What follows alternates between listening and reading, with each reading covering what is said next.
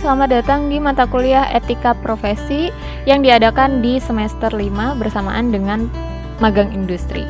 Harapan saya mahasiswa dapat tetap fokus untuk mengikuti perkuliahan dan tetap lancar dan sehat selama melaksanakan magang industri. Kita akan segera masuk ke materi pertama untuk perkuliahan Etika Profesi, di mana bahasan pertama adalah tentang etika. Ketika kita melaksanakan perkuliahan etika profesi, maka kita harus tahu dulu apa itu etika. Etika dibagi menjadi 3 poin, di sini saya tuliskan, di mana ketiga poin ini bisa jadi lebih banyak lagi poin-poinnya, tetapi saya simpulkan menjadi 3 poin saja, yakni etika itu adalah ilmu, etika adalah kumpulan asas, dan etika itu adalah nilai. Apa yang dimaksud dengan etika sebagai ilmu? Yakni ilmu untuk membedakan mana yang baik dan mana yang buruk. Jadi, ketika kita mengatakan sesuatu ini baik atau sesuatu ini buruk, maka kita sudah punya dasar atau ilmu untuk membedakan hal tersebut. Itu yang dimaksud dengan etika. Atau bisa juga etika adalah ilmu untuk mengetahui mana yang menjadi hak kita dan mana yang menjadi kewajiban moral kita. Kewajiban moral atau biasanya akan lebih familiar dengan kita ketika kita bicara akhlak atau kepribadian, sifat. Itu adalah etika. Ketika kita punya sifat yang baik atau ketika kita punya sifat yang buruk. Apa yang melandasi kita untuk bilang bahwa sifat tersebut baik atau sifat tersebut buruk, atau pekerjaan ini adalah hak kita untuk kita kerjakan atau kewajiban kita untuk kewajiban kita untuk mengerjakannya. Nah, berarti ketika kita mengatakan hal tersebut baik, buruk, hak atau kewajiban, itu adalah dasarnya dari etika. Itu adalah etika itu sendiri. Kemudian, etika dapat juga dikatakan bahwa dia adalah kumpulan asas atau nilai yang berkenaan dengan akhlak, dengan sifat itu sendiri.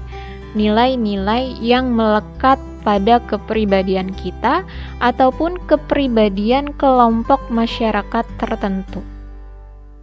Dan etika juga merupakan nilai. Ini menurut Kamus Besar Bahasa Indonesia. Etika itu adalah ilmu, asas, dan nilai. Nilai yang seperti apa? Nilai untuk mengenali mana yang benar dan mana yang salah dalam suatu golongan masyarakat. Jadi nilai ini adalah nilai yang dianut oleh masyarakat untuk membedakan mana yang benar dan mana yang salah. Siapa yang melihat dari sudut pandang siapa nilai ini benar ataupun salah? Ya, dari sudut pandang golongan atau individu atau kelompok masyarakat ini sendiri. Ketika kita berada di golongan ataupun kelompok masyarakat yang lain, maka nilai yang tadinya kita bilang benar bisa saja salah, dan nilai-nilai yang kita anggap salah bisa jadi benar di dalam kelompok masyarakat tertentu. Ya, ini adalah etika. Jadi dia akan berubah sesuai dengan kelompok masyarakatnya. Itu adalah nilai. Dan nilai-nilai dalam etika atau nilai-nilai untuk membedakan mana yang benar, mana yang salah, mana yang hak, mana yang kewajiban tadi adalah hal yang harus kita jadikan sebagai dasar pertimbangan ataupun landasan awal kita untuk melakukan sebuah kegiatan, untuk melaksanakan pengambilan keputusan dimanapun kita berada, baik di dalam lingkungan masyarakat ataupun di dalam institusi pekerjaan kita. Atau dalam hal ini, mahasiswa sedang melaksanakan magang industri, maka nilai-nilai etika yang ada di dalam diri kita harus disesuaikan dengan nilai-nilai etika yang ada di dalam lokasi magang kita. Karena pasti akan berbeda. Mahasiswa yang biasanya berada di kampus, berinteraksi dengan teman-temannya atau berinteraksi dengan dosen, pasti akan berbeda, akan memiliki nilai ataupun etika yang berbeda dengan apa yang harus dipatuhi dan diikuti di dalam dunia industri. Ini harus diperhatikan oleh setiap mahasiswa ataupun setiap orang yang masuk ke dalam kelompok atau golongan ataupun masyarakat tertentu. Nah, masih tentang nilai tadi ya, karena kita di dalam etika profesi akan berbicara banyak tentang kode etik, tentang nilai, tentang moral, tentang norma, maka kita harus bisa membedakan mereka satu persatu. Kita harus definisikan tersendiri, karena nantinya ketika kita banyak bicara tetapi kita nggak tahu apa yang kita bicarakan, atau misalnya kita sedang berbicara tentang nilai tapi ternyata pemahaman saya dengan pemahaman Anda tentang nilai itu adalah dua hal yang berbeda, maka akan menjadi suatu masalah tersendiri. Maka di sini saya akan mendefinisikan terlebih dahulu apa itu nilai yang akan kita bahas di dalam etika profesi. Nilai di sini dimaksudkan sebagai kondisi atau kualitas dari benda ataupun dari objek ataupun sebuah kegiatan. Yang harus dipahami ya, nilai adalah kondisi ataupun kualitas dari benda ataupun sebuah kegiatan yang dilakukan oleh objek yang menjadikan eksistensinya ataupun keberadaannya, ya, eksistensinya atau keberadaannya itu, atau kepemilikan.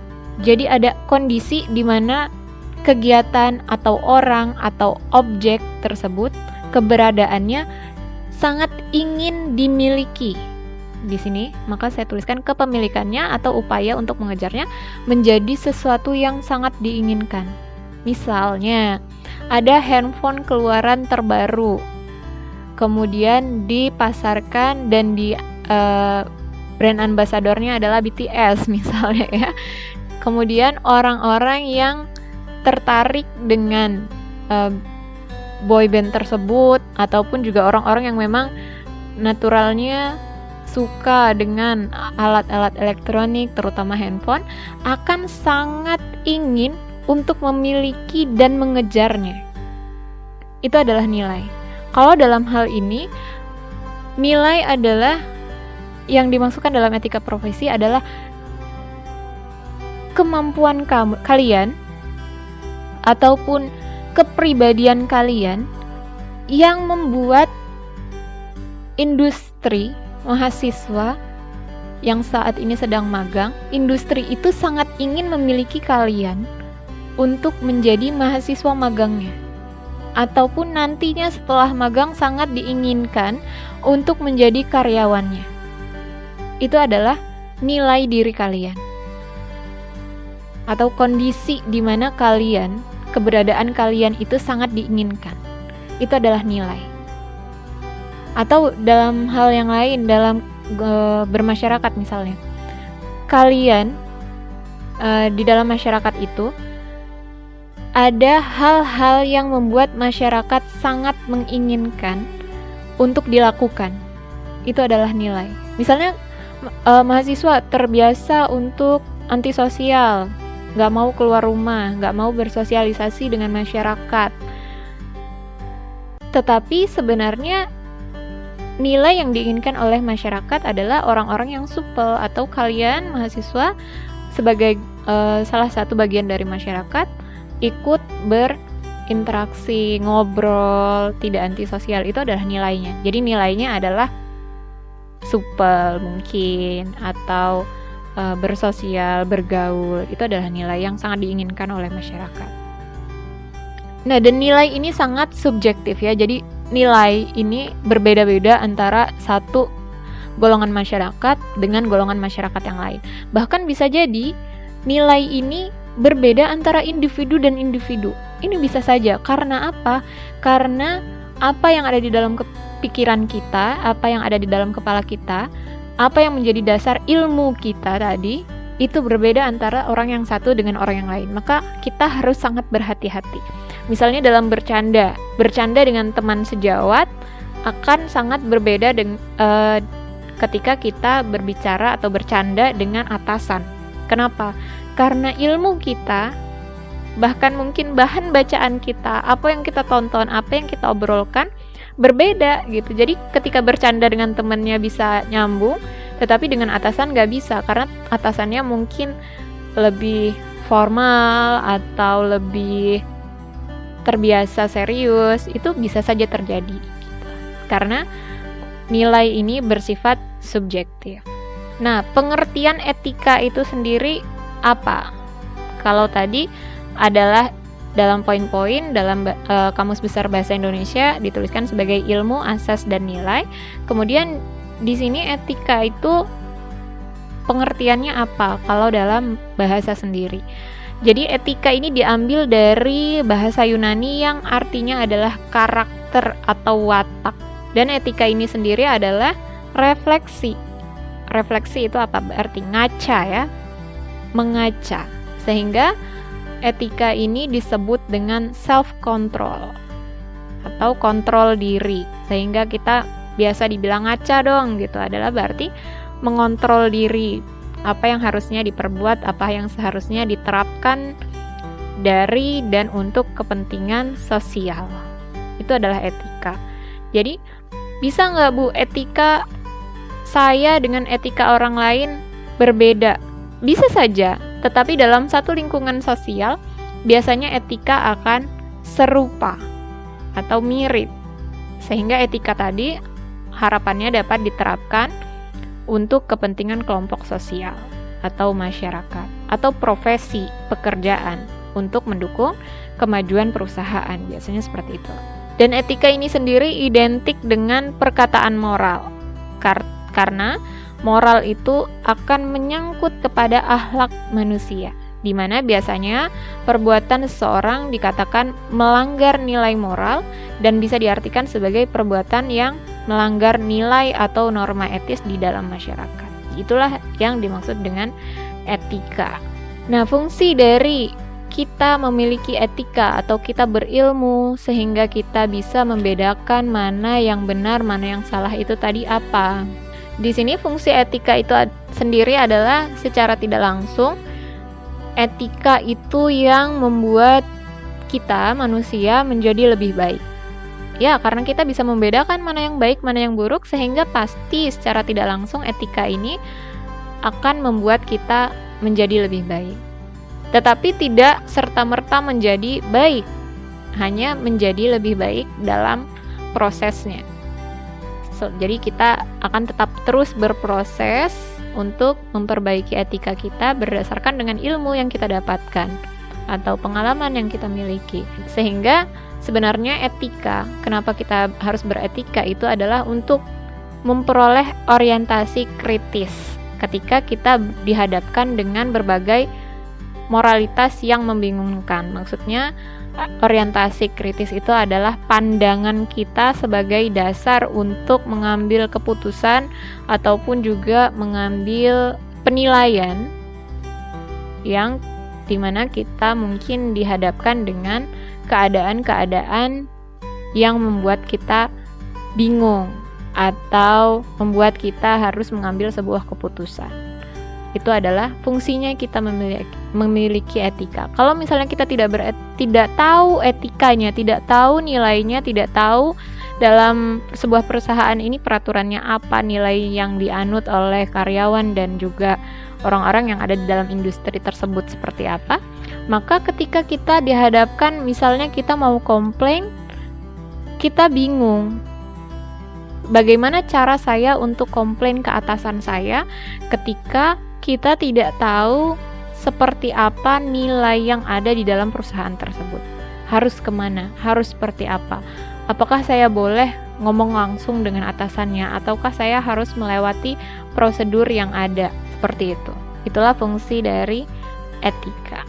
Nah, di sini etika dibagi menjadi beberapa jenis, di mana ada yang namanya etika deskriptif, yaitu ketika kita berusaha untuk melihat dan menilai secara kritis sikap dan perilaku manusia dan apa yang dikejar oleh manusia tersebut.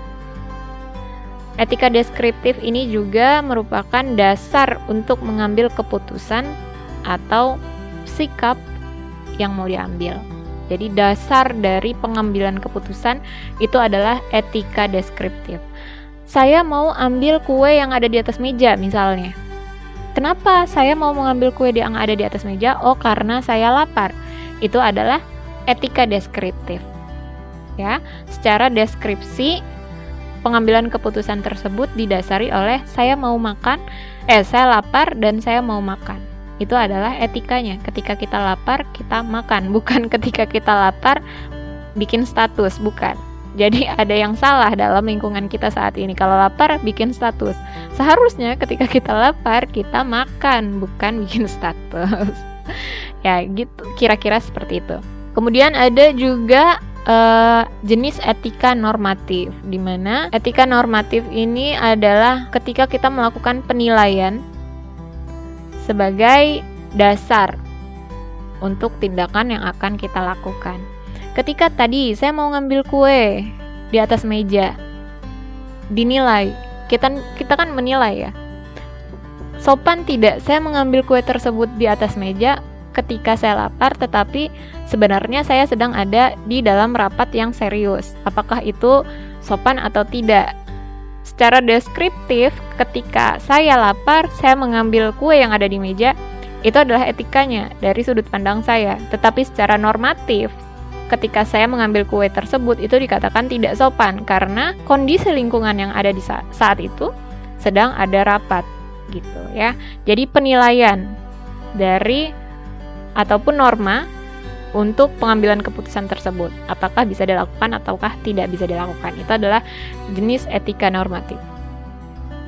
Kemudian secara umum etika itu dideskripsikan sebagai pembahasan prinsip dari moral dasar yang kemudian ini secara ilmu pengetahuan ya, dibagi menjadi umum dan khusus. Yakni yang umum adalah membahas prinsip-prinsip moral dasarnya, dan secara khusus etika adalah ketika kita menerapkan prinsip dasar tersebut, sopan atau tidak, baik atau tidak, hak atau kewajiban, boleh dilakukan atau tidak. Itu ketika kita menerapkan prinsip tersebut pada semua lini kehidupan kita. Ada etika yang bisa diterapkan dalam lini sosial tetapi tidak bisa di dalam pekerjaan, atau etika yang bisa dilakukan dalam pekerjaan tidak bisa dilakukan dalam etika sosial. Itu adalah penerapan prinsipnya. Sedangkan membahas mana yang bisa diterapkan di pekerjaan, mana yang bisa diterapkan di kehidupan sosial, itu adalah secara umum. Apakah dia moralnya bisa diterapkan atau tidak, bisa digunakan atau tidak, baik atau buruk. Tetapi untuk penerapannya sendiri itu adalah jenis etika khusus. Nah, terkait dengan pembagian etika tersebut, di sini saya tuliskan bahwa dalam etika khusus masih juga dibagi menjadi etika individual dan etika sosial. Di mana etika individual itu adalah etika kita sendiri, etika yang kita anut, etika yang kita yakini. Sedangkan etika sosial adalah yang diyakini oleh kelompok masyarakat. Bisa jadi etika sesama atau kelompok masyarakat tadi, atau juga etika dalam keluarga, etika dalam profesi, politik, masyarakat, ideologi. Ada banyak sekali yang berhubungan dengan etika sosial. Kemudian etika profesi sendiri nantinya akan dibagi menjadi profesi biomedis, mungkin dokter dan lain sebagainya. Kemudian profesi hukum, profesi ilmu pengetahuan, profesi elektrikal atau profesi engineering ya maksud saya, dan masih banyak yang lain. Itu adalah pembagian dari etika. Nah, etika ini dilakukan penilaian dengan menitik beratkan kepada ilmu. Jadi perbuatan baik atau buruknya, susila atau tidak susilanya, bermoral atau tidak bermoralnya, itu adalah penilaian yang dilakukan terhadap etika kita. Ketika kita membentak-bentak di depan karyawan yang lain, apakah hal tersebut baik atau tidak, itu adalah penilaian yang dilakukan oleh orang lain gitu. Jadi menitik beratkan penilaian pada etikanya. Dilihat dari apakah orang ini ataukah mahasiswa ini sopan atau tidak ketika magang industri. Dan ini adalah salah satu indikator penilaian sendiri dalam magang industri yang menyebabkan nilai kalian bisa maksimal atau tidak. Kemudian, penilaian etika juga dilakukan melalui perbuatan atau kelakuan seseorang. Itu adalah pelaksanaan dari penilaiannya. Nah, untuk etika dan deskripsi dari etika ini sendiri sudah saya jabarkan. Apabila ada pertanyaan ataupun diskusi yang ingin disampaikan, saya persilahkan melalui Google Classroom ataupun e-learning yang telah disediakan. Saya akhiri. Wassalamualaikum warahmatullahi wabarakatuh.